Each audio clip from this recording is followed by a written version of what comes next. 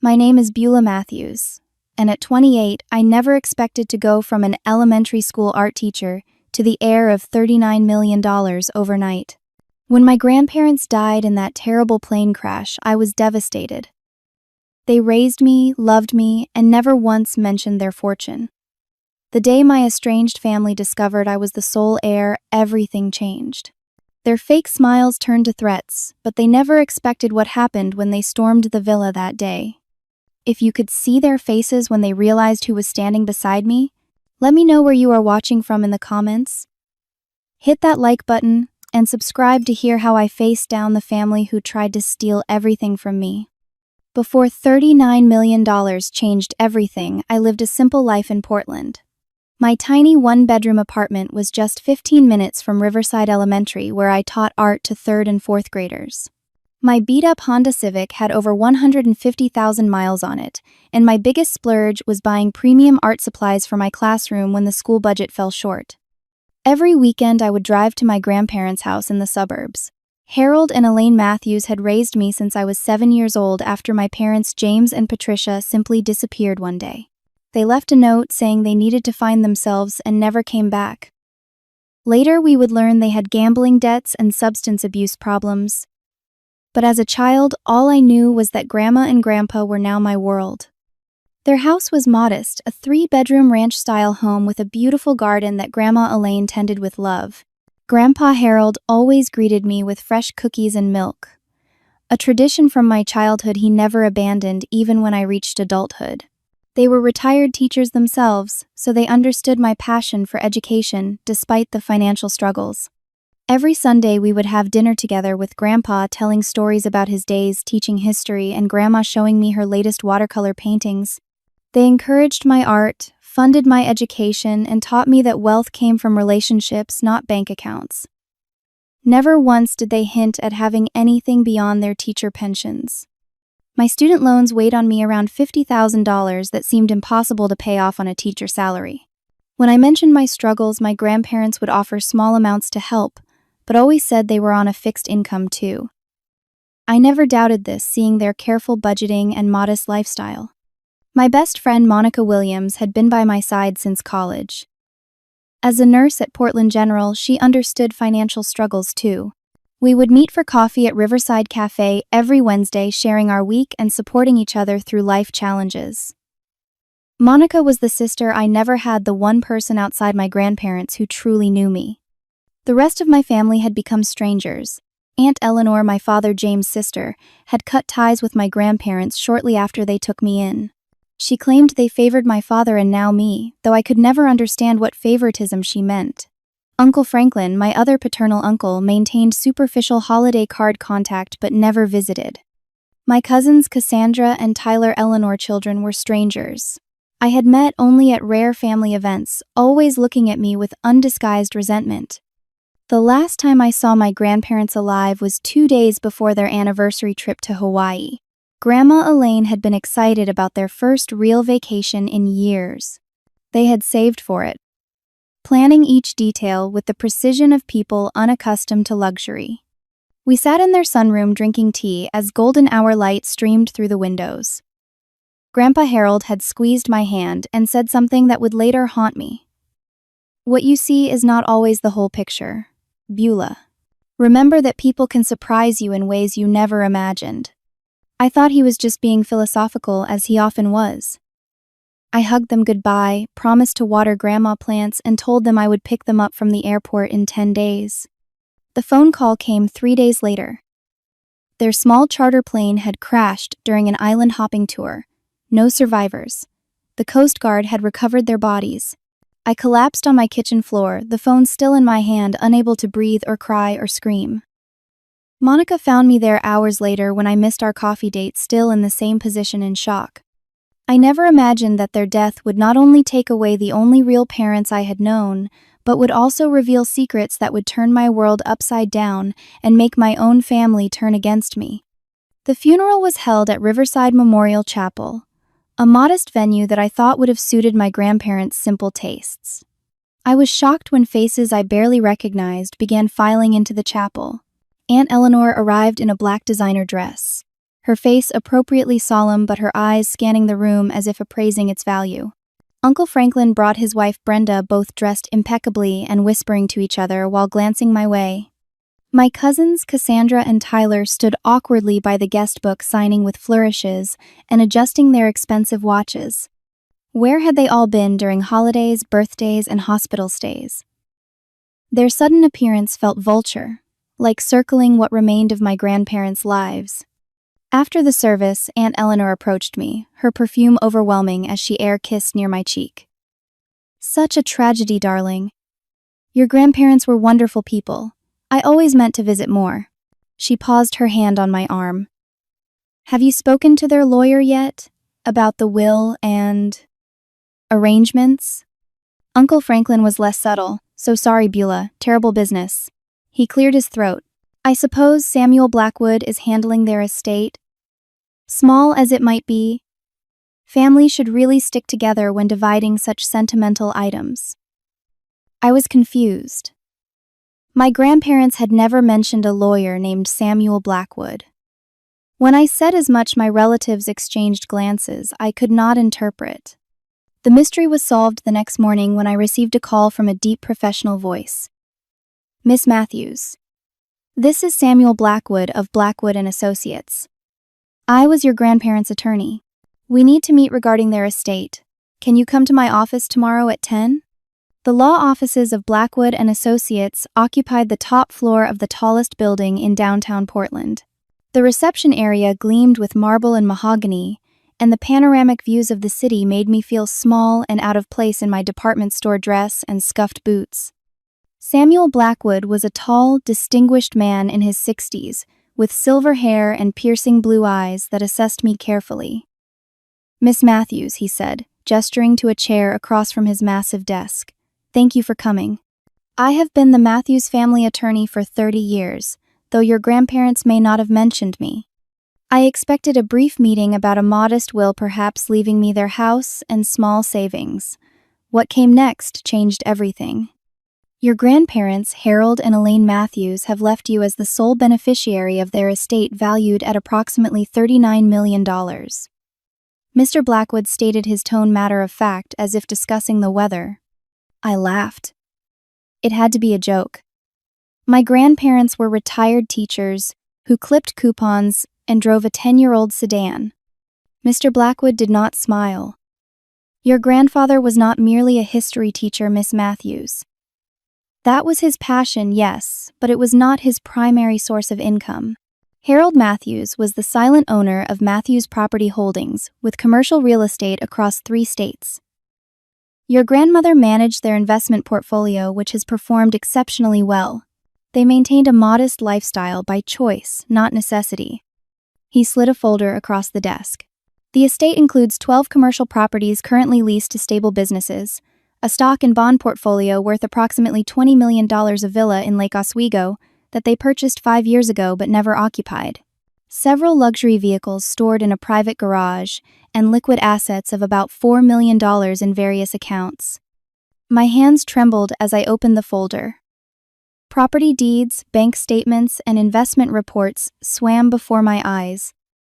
Photos of a stunning lakeside villa that could have been in a magazine. Documentation of a life my grandparents had completely hidden from me.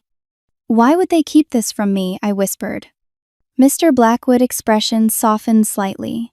Your grandparents were private people. They came from humble beginnings and built their wealth quietly over decades. They were concerned that knowledge of their fortune might change how you developed as a person. They wanted you to value education, hard work, and compassion above material wealth. The reading of the will was scheduled for the following day. I was still in shock when I arrived to find my relatives already seated in the conference room, faces expectant. Mr. Blackwood read the formal legal document, which stated in clear terms that I, Beulah Matthews, was to inherit the entirety of Harold and Elaine Matthews' estate, with no provisions for any other family members. I could feel the temperature in the room drop as the words sole heir and entirety of the estate echoed in the silence. Aunt Eleanor's face tightened, her knuckles white around her designer handbag. Uncle Franklin's jaw worked back and forth, a vein pulsing in his forehead. Cassandra stared at me with naked hatred while Tyler looked away, his face flushed.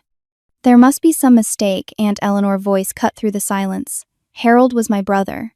Surely he would not leave his own sister with nothing. Mr. Blackwood was unflappable.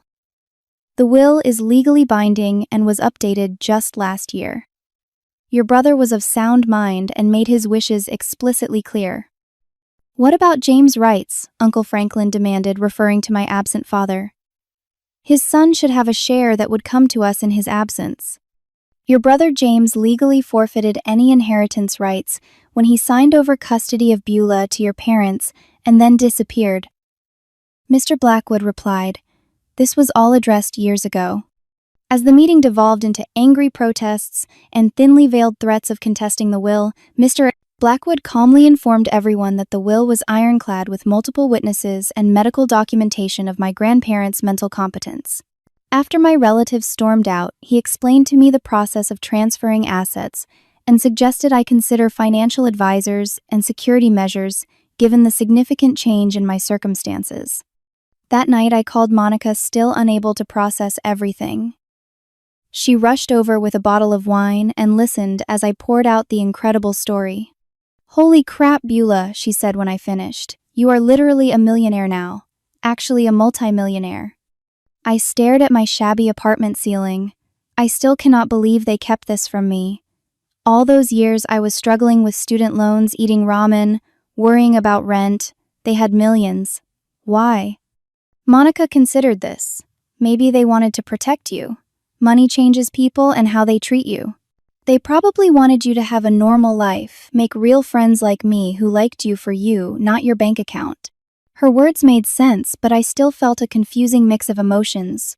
Grief from my grandparents, shock at their secret, and growing anxiety about my relatives, obvious anger.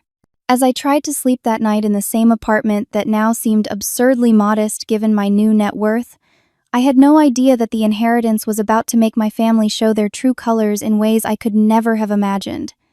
The calls began at 7:30 the next morning. Aunt Eleanor's voice dripped with forced sweetness. "Beulah, darling, I think we got off on the wrong foot yesterday. This news has been a shock to everyone. Perhaps we could meet for lunch to discuss how to move forward as a family." Before I could respond, my phone beeped with another call, Uncle Franklin. His approach was less subtle. "Beulah, this situation is unfair to the entire family. Your father would have received a third of everything, which rightfully should come to me as his brother. We need to arrange a fair division." By noon, I had 17 missed calls and dozens of text messages. Cousin Cassandra suggested meeting for coffee to catch up on old times. Cousin Tyler sent an awkward message about a business opportunity he wanted to discuss. Aunt Eleanor's husband Richard, whom I had met perhaps twice in my life, called to reminisce about supposed fond memories with my grandparents. The pattern was clear. Suddenly, I was the most popular Matthews family member. The unexpected visits began that afternoon. I opened my apartment door to find Aunt Eleanor standing there dressed impeccably and holding a gift basket. "Beulah, sweetheart, I was in the neighborhood and thought I would drop by." She pushed past me into my apartment, her eyes widening slightly at the modest furnishings. "We have so much to catch up on." For the next hour, she alternated between reminiscing about my grandparents, dropping hints about her financial difficulties, and making comments about family loyalty. When none of that seemed to work, she changed tactics. "You know your father would have wanted his family taken care of. James always said family comes first, despite his problems." I had been 7 when my father left. My memories of him were vague at best, painful at worst. "What do you know about my father?" I asked. Aunt Eleanor's expression shifted, becoming calculated. "James had his troubles, but he was my brother." "Did you know he has been living in Arizona these past 10 years? Trying to get clean, get his life together? He would want you to share this windfall with his siblings." This was the first I had heard of my father's whereabouts. Why had she never mentioned this before? Why had no one told me? The real reason became clear as she continued. "Your father borrowed money from Franklin and me over the years. Substantial amounts. We supported him when your grandparents cut him off. In a way, you owe us." The manipulation was so transparent it was almost laughable. "Where were you when I was growing up?" I asked quietly. "When I graduated. When I needed family. In mere people a gay surely ever 60. She bristled. "We respected Harold and Elaine wishes to raise you. They made it clear they wanted limited contact." I knew this was a lie. My grandparents had told me they tried for years to keep the family connected, sending invitations that were ignored or declined. After Aunt Eleanor finally left, Uncle Franklin arrived less than an hour later, not bothering with pretenses. He paced my small living room, gesturing emphatically. "This is highway robbery, Beulah. My brother worked for that real estate company in the early days. He helped build the business before his issues. That money should be partially mine." His face reddened as he spoke, spittle flying from his lips. "You need to do the right thing here." When I did not immediately agree, his tone darkened. "You have no idea what you are getting into. Managing that much money, those properties, you will fail spectacularly without family support. We could contest the will, claim Harold was not of sound mind." After he stormed out, I called Mr. Blackwood, who reassured me the will was uncontestable but suggested I consider additional security measures given the family hostility. That evening my cousins arrived together, their approach more subtle but equally transparent. Cassandra, sleek and polished in designer clothes, embraced me as if we were lifelong friends instead of virtual strangers. "Beulah, we have missed you," she exclaimed. "We should never have lost touch. This inheritance is such a blessing, but money can be such a burden too. I work in finance, you know. I could help you manage everything." Tyler, fidgeting with his expensive watch, added, "And I have been looking to get into real estate development. Those commercial properties would be perfect for my first project. We could partner up, keep it in the family." Their transparent attempts to access my inheritance might have been amusing if they were not so persistent. When gentle manipulation failed to work, they too changed tactics. Cassandra leaned forward, her voice lowering. "Do you know why your parents really left Beulah? Your father stole from Grandpa business. Grandma and Grandpa covered it up, but he took nearly $500,000. That money would have been part of our inheritance too." Tyler nodded. "Mom and Dad struggled while your grandparents poured everything into you.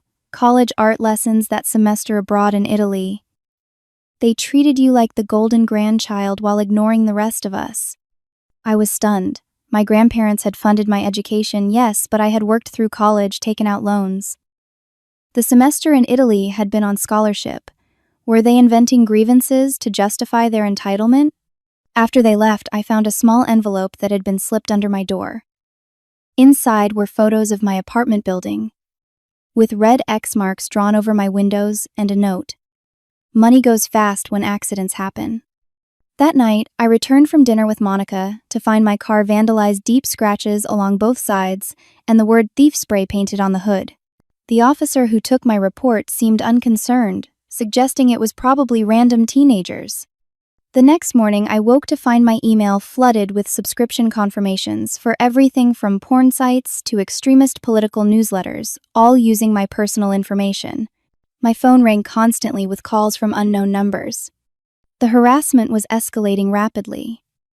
When my apartment door was found with a large red X painted across it, Monica insisted I could not stay there any longer. I called Mr. Blackwood, who agreed the situation was becoming dangerous. "I think it is time you moved into your grandparents' villa," he suggested. "It has a security system and is in a gated community. We can arrange for additional protection there." The idea of leaving my apartment felt like giving in to the pressure, but Monica was adamant. "These people are showing you exactly who they are," she said. "They care more about money than your safety or well-being. You need to protect yourself." That afternoon, as I packed essential items, I received a text from an unknown number. "We know where you are moving. You cannot hide from family." With growing anxiety and a sense of being hunted by my own relatives, I realized that my grandparents' fortune was quickly becoming a curse. What should have been a time to grieve their loss had transformed into a fight for my safety and rightful inheritance. The family I barely knew was revealing their true nature, and it was uglier than I could have imagined. The Lake Oswego villa was stunning, a modern 5-bedroom masterpiece of glass and stone nestled on the lakeshore. Floor-to-ceiling windows offered panoramic water views, and the soaring ceilings made the space feel like a luxury resort rather than a home. I wandered through rooms filled with elegant furniture that had never been used, tags still attached to some pieces. According to Mr. Blackwood, my grandparents had purchased the property as an investment 5 years ago but continued living in their modest home out of habit and privacy concerns. They had planned to eventually tell me about their wealth and offer me the villa. But the crash had come before they could share their secret. As beautiful as it was, the villa felt hollow without them. I found myself sitting on the expansive lakeside deck, watching sunlight dance across the water, wondering why they had kept me in the dark for so long. On my second day there, I discovered a home office hidden behind a bookcase in the library, a secret room my grandparents had created. Inside were filing cabinets filled with documents, photo albums, and personal journals. As I began exploring these records, the true history of my family began to emerge. Letters from Aunt Eleanor dating back 20 years revealed repeated requests for money, always accompanied by guilt trips about family obligation. My grandparents had helped her numerous times, paying for Cassandra college and covering Tyler gambling debts, only to be met with more demands. Documents showed that Uncle Franklin had been employed by my grandfather's real estate company, but was fired for embezzlement. Rather than press charges, my grandfather had paid him a settlement to leave quietly, protecting the family name. Most shocking were the records related to my parents. My father, James, had indeed stolen from the company, but the amount was closer to $2 million, not the $500,000 Cassandra had claimed. Bank transfers showed my grandparents had continued supporting him financially, even after he abandoned me, sending money to various rehabilitation facilities over the years. As I processed these revelations, a gentle knock at the door startled me. A small, silver-haired woman stood there, her kind eyes widening at the sight of me. "Miss Beulah, is that really you? The resemblance to your grandmother is remarkable." She introduced herself as Grace Peterson, my grandparents' housekeeper of 30 years. She had maintained both properties and had her own key to the villa.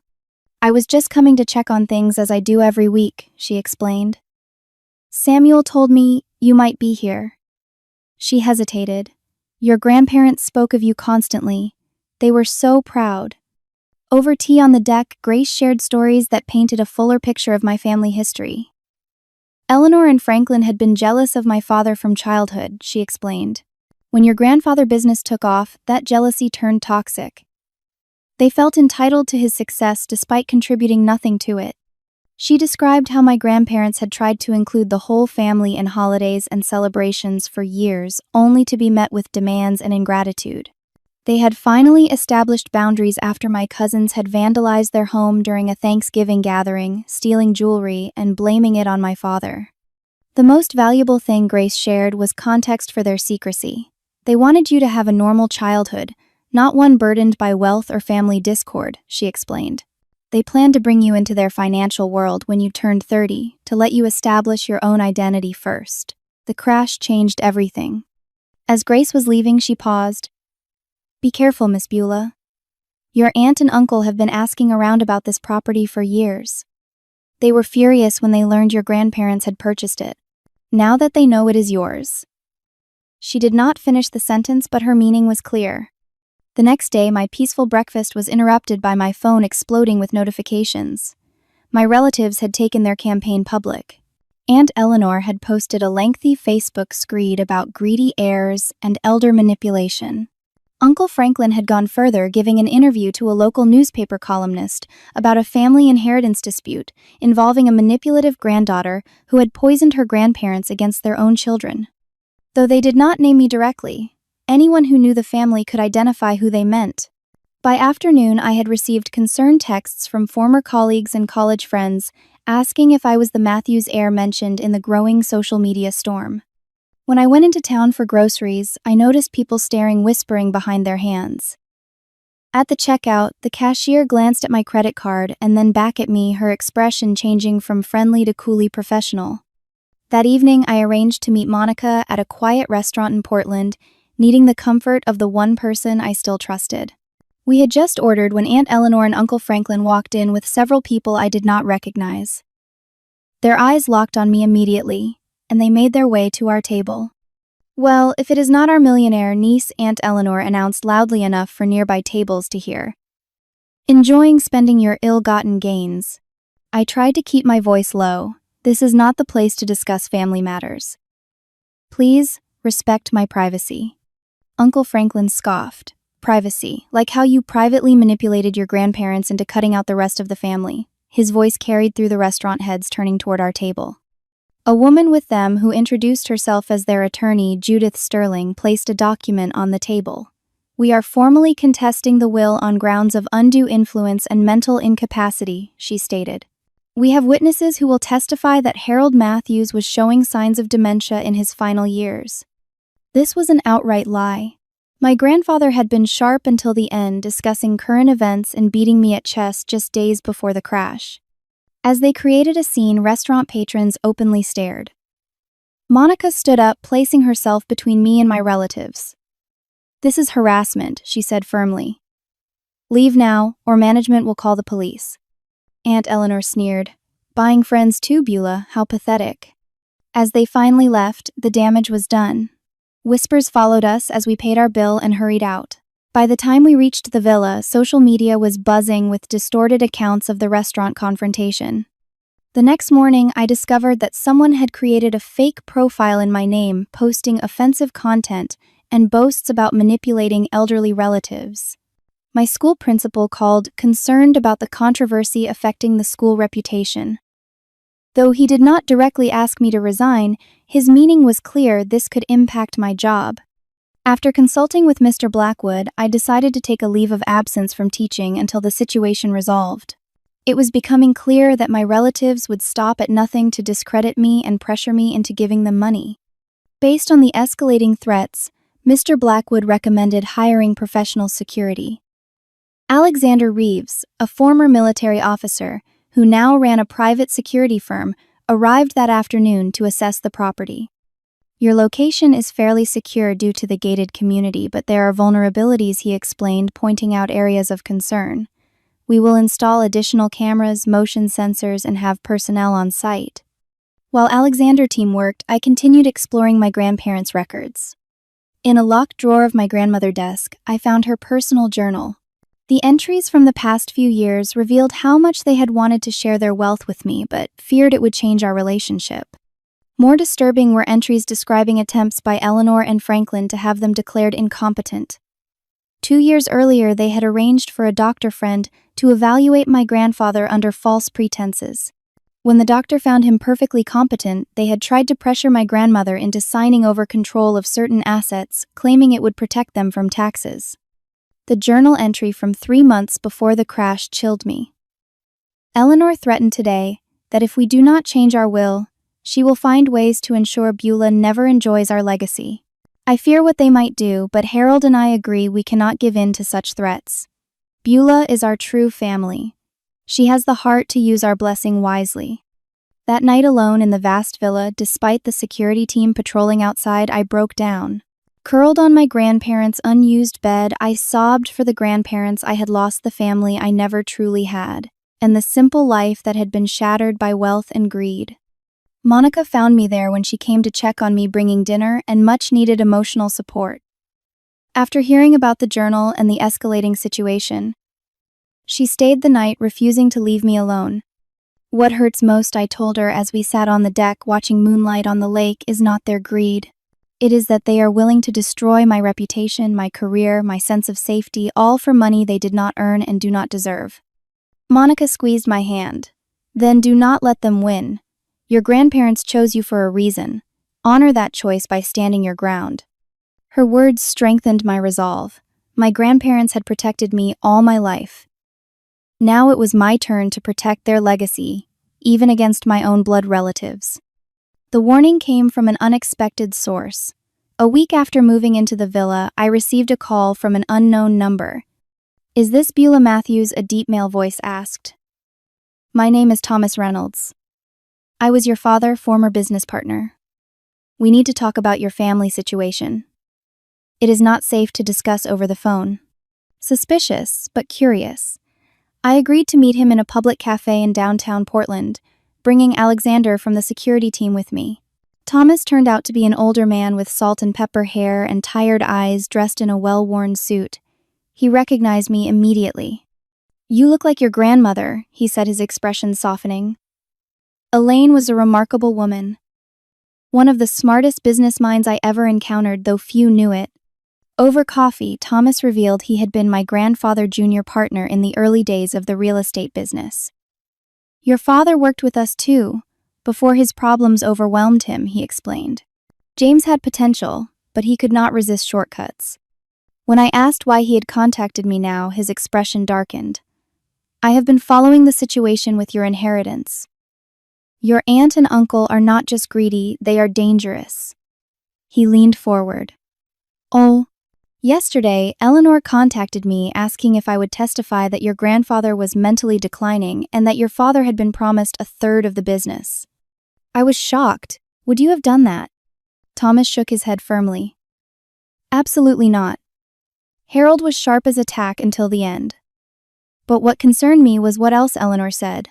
She mentioned they were planning to take more direct action, since legal channels were moving too slowly. He slid a folder across the table. "What your family may not realize is that I kept records of everything over the years. This includes evidence of your uncle's attempted embezzlement, which your grandfather covered up. There are also records of threats your aunt made against your grandparents when they refused a loan 3 years ago." Alexander, who had been silently observing, spoke up. "Do you believe they are planning something imminent?" Thomas nodded grimly. "Eleanor mentioned something about taking possession of what is rightfully theirs this weekend. I believe they are planning to physically occupy the villa and try to force Beulah out." This information sent me into high alert. Back at the villa, Alexander immediately enhanced security measures and positioned his team strategically around the property. Mr. Blackwood arranged for a detective from the Financial Crimes Unit, Detective Laura Martinez, to review the evidence Thomas had provided.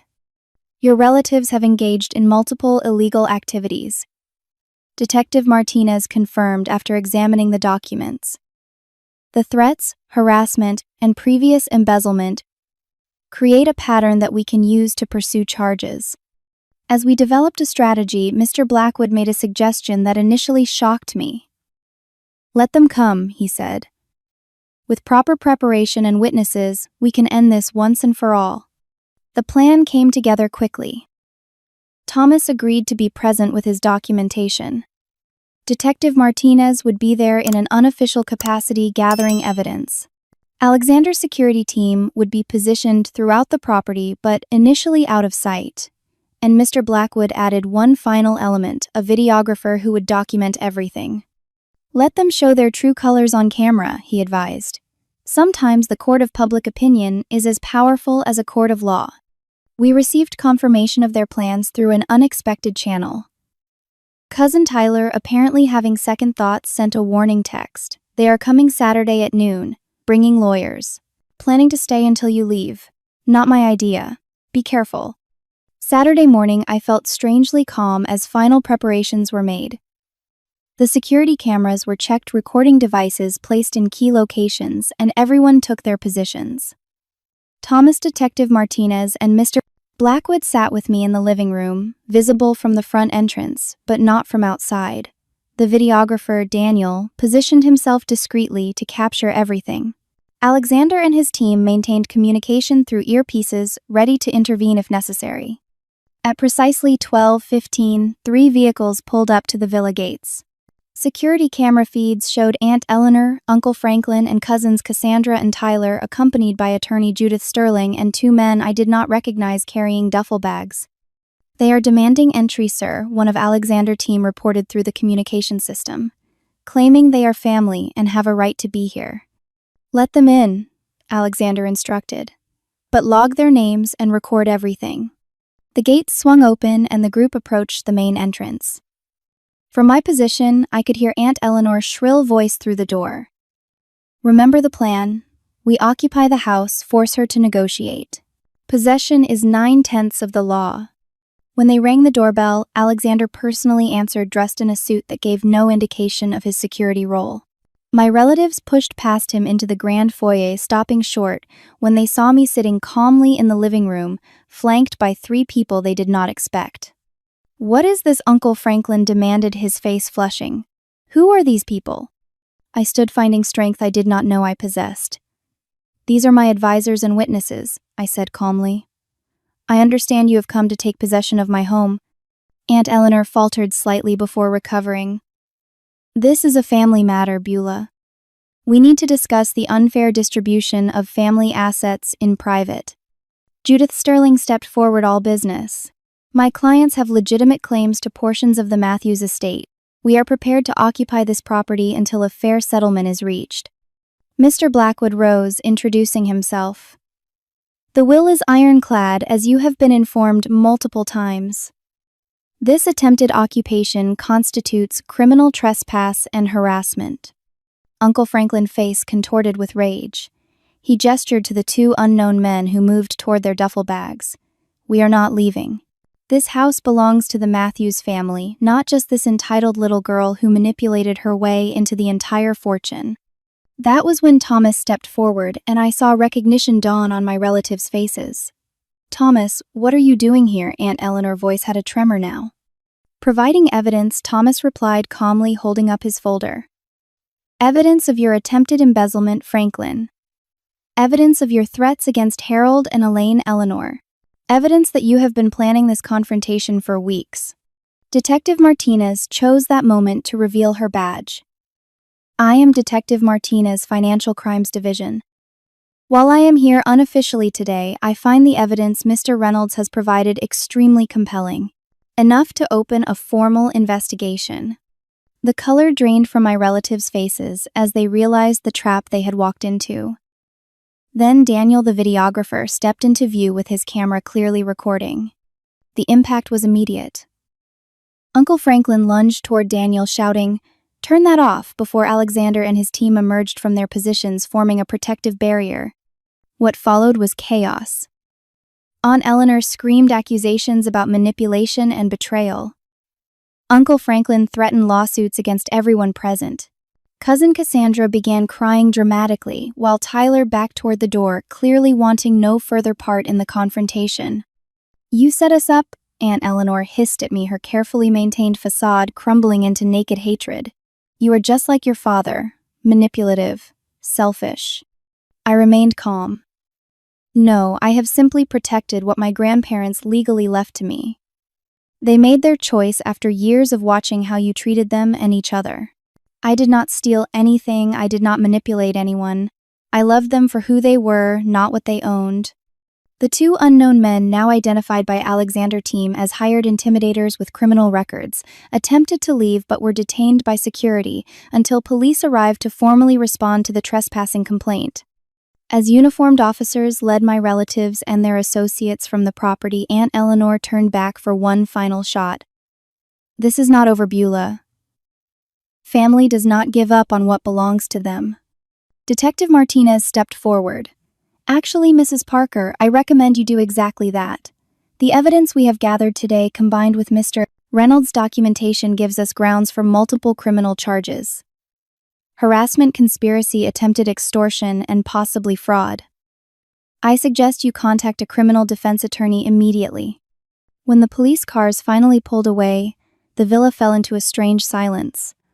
I stood in the grand foyer, surrounded by my unexpected allies, feeling a complex mixture of vindication, sadness, and relief. The confrontation had been ugly but necessary. "Your grandparents would be proud," Thomas said quietly, placing a hand on my shoulder. "You stood your ground with dignity, just as they would have done." For the first time since inheriting the fortune, I felt worthy of it. Not because I had won against my greedy relatives, but because I had protected what my grandparents had built and the legacy they had chosen to entrust to me. The days following the confrontation brought a whirlwind of legal activity and unexpected developments.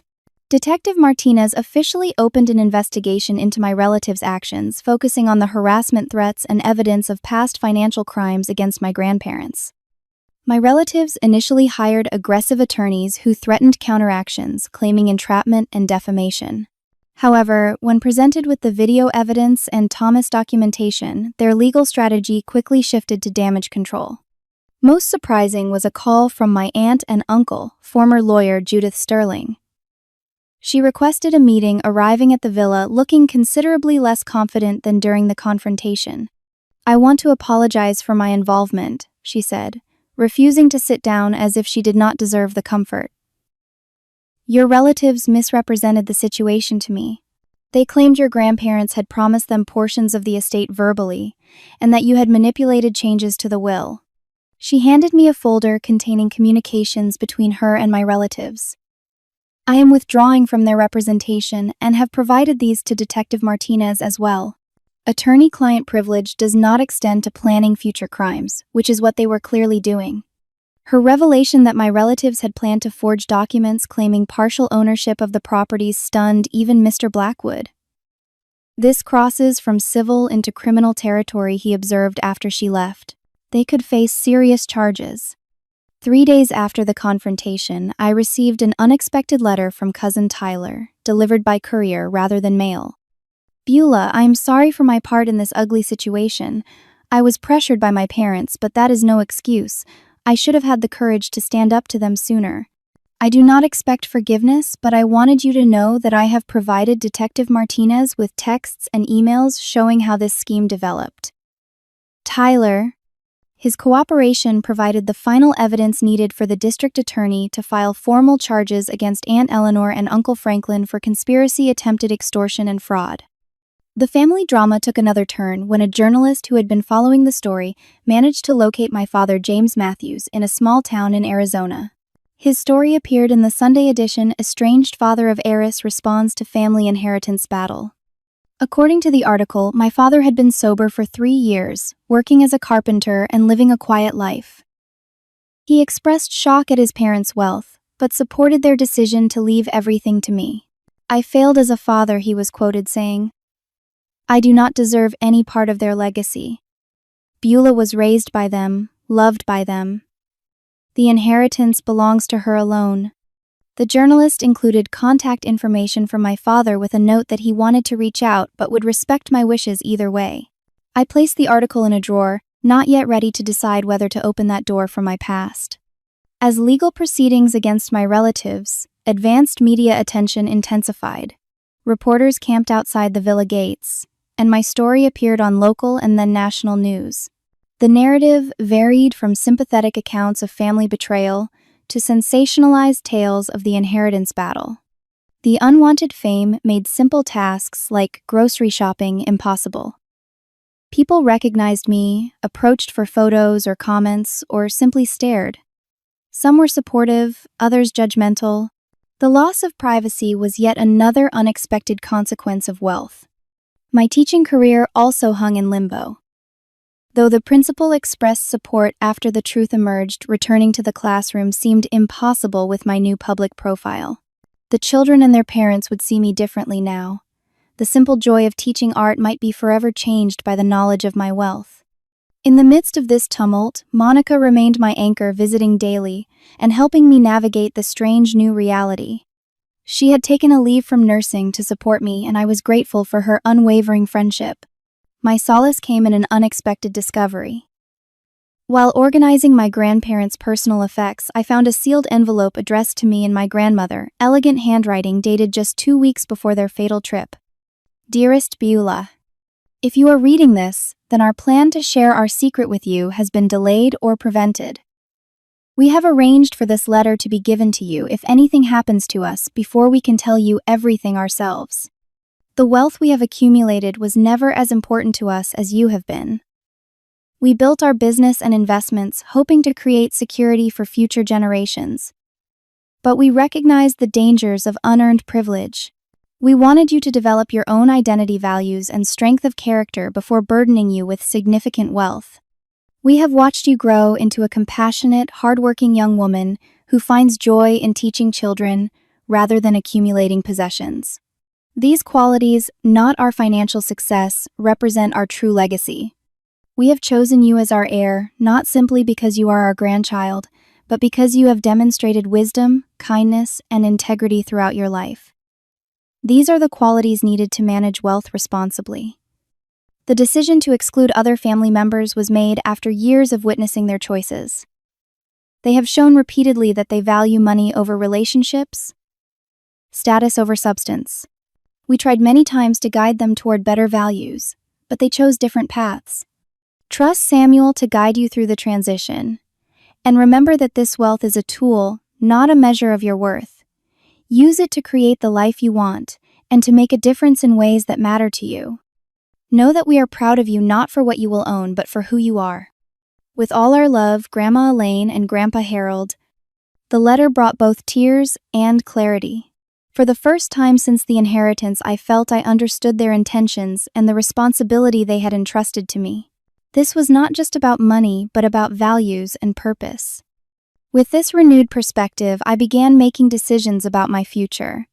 I would need financial advisors, yes, but also guidance on philanthropy and meaningful investment. The wealth could be a burden or an opportunity depending on how I chose to view it. As for my relatives, I instructed Mr. Blackwood to pursue justice through legal channels but not vengeance. If they faced consequences for their actions, it would be through proper legal processes, not from my desire for retribution. The coming months would bring challenges as the legal cases proceeded, and I adjusted to my new reality. But for the first time since receiving the shocking news of my inheritance, I felt equal to the task. My grandparents had prepared me better than I had realized, not through financial education but by instilling values that money could neither create nor corrupt. 6 months after the dramatic confrontation at the villa, my life had transformed in ways I could never have imagined. The lakeside property now felt like home, though I had redecorated several rooms to reflect my personal style rather than the impersonal luxury it had initially conveyed. Photos of my grandparents adorn the walls along with my own artwork and pieces created by my former students. The adjustment to wealth had not been easy.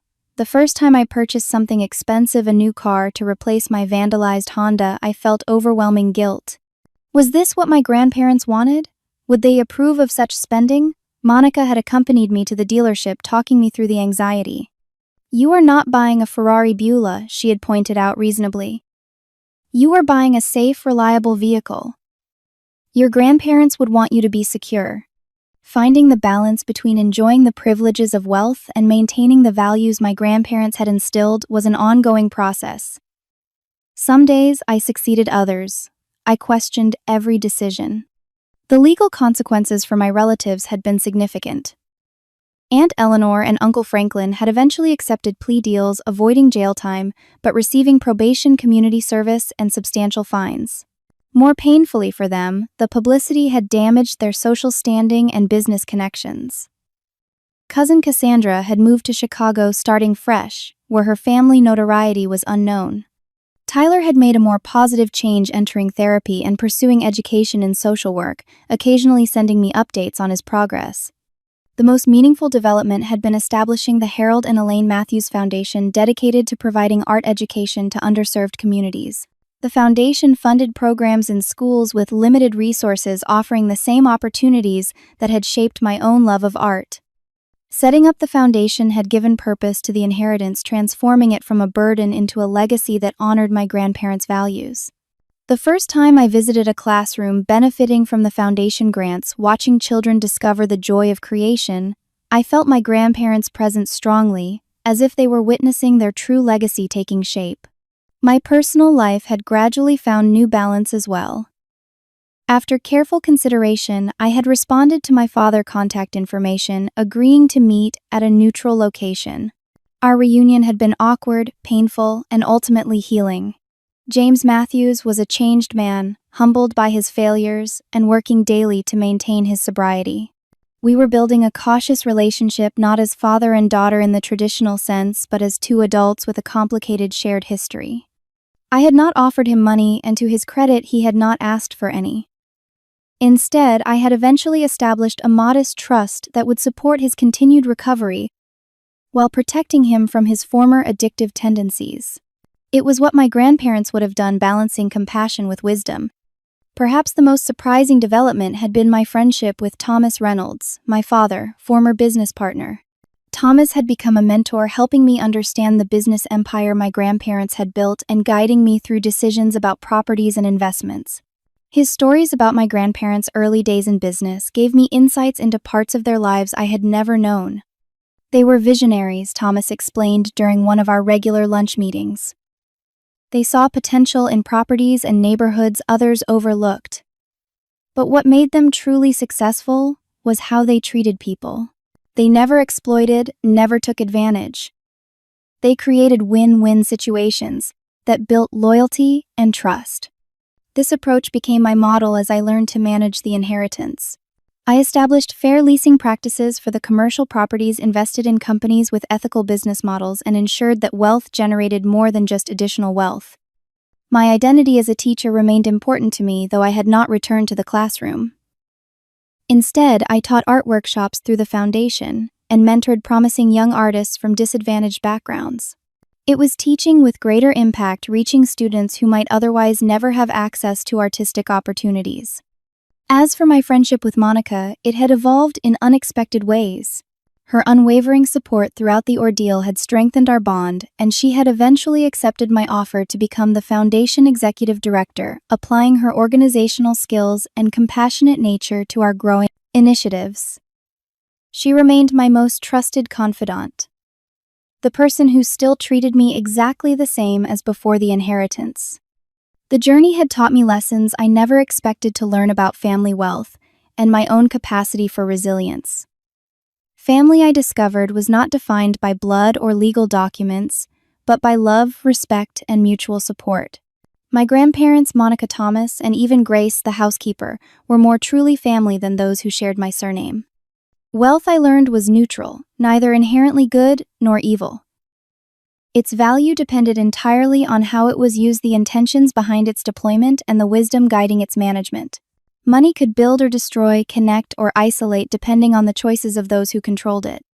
Most importantly, I discovered my own strength. The frightened, overwhelmed teacher who had first heard the words $39 million had grown into a woman capable of standing her ground, making difficult decisions and using resources wisely. My grandparents had seen this potential in me even before I recognized it in myself. On the anniversary of my grandparents' death, I held a small private memorial at the villa. Monica Thomas, Grace, and Mr. Blackwood joined me on the lakeside deck as the sun set, sharing memories and raising glasses in tribute to Harold and Elaine Matthews. "They built more than wealth," I said as we watched the golden light fade from the water. "They built character, relationships, and a legacy of kindness. That is what I hope to continue. And fur of lan. There, as, n." Later, alone on the deck, I reflected on the extraordinary year behind me. The inheritance that had seemed at first like a curse had become a blessing, not because of the money itself, but because of the growth it had demanded of me. I still missed my grandparents every day. I still questioned whether I was making choices they would approve. But I had come to understand that their greatest gift had not been the $39 million. It had been their belief in me, their investment in my character, and their trust that I would find my way. What would you do if you suddenly inherited millions? Would you keep it a secret like my grandparents did? Or would you share your good fortune? Leave your thoughts in the comments below. If this story touched you, please hit the like button and subscribe to hear more real-life experiences. And remember, in a world where people often show their worst over money, choose to be someone who proves that character and kindness are the true measure of wealth. Thank you for listening to my story.